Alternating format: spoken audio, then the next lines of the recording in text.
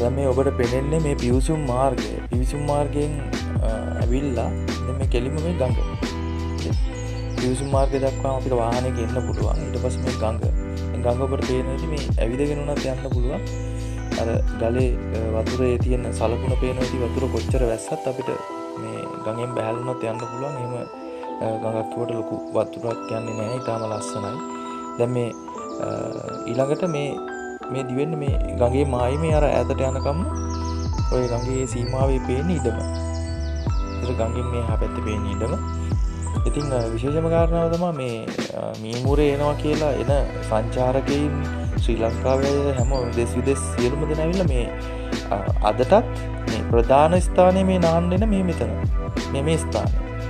ඒතර මෙතන වටිනාකම තියෙන්නේ මේ අදටත් මේ මිනිස්සු ඇවිල්ලා නාන විනෝද වෙන තැනම තමයි මේ කැම්පින් ඒ හැම දෙයක්ම කරලා රාත්‍රියේ ගත කරන තැනම මේ ඉස්සරහටම පේන්නේ මේ ඉඩම. ඉතින් ඉඩමේ පිවිසුම් මාර්ගය උඩ පේනවා ඉතින්.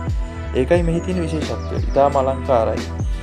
ඉතින් මේක තමයි ඉඩමේ පිවිසුම් මාර්ගයේ විදිහට අපිට පෙන්වන්න තියෙන්නේ.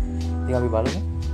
මෙන්න මෙතන බලන්න මේ දැන් අපි ඉන්නේ ගඟෙන් පොඩ්ඩක් ඉඩමේ ඇතුළට ඇවිල්ලා සුවිශේෂී ස්ථානයක මේක හොඳින් නිරීක්ෂණය කරන්න ඔබ.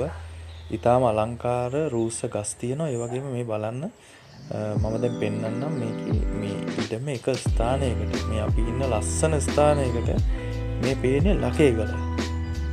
මේ කවුරුත් දන්නවා ලකේගල කොහොම රාවණ රජතුමා සම්බන්ධ කතා තියෙනවා. වගේම මේක මේ ෆෝන් එකේ කැමරාවට මෙහෙම පෙවුනට මේ අතිශය විශාල ලස්සනක් තියෙනවා මේ ප්‍රදේශයේ. මේ අනිත් එක මේ තනිතලා බීමක් මේ ලොකුවට අර හෙල් වගේ ඒවා නෑ. මේ බලන්න මේ ලකේගල පේන ආකාරය ඇස්මානෙට හරිම ලස්සනට පේනවා.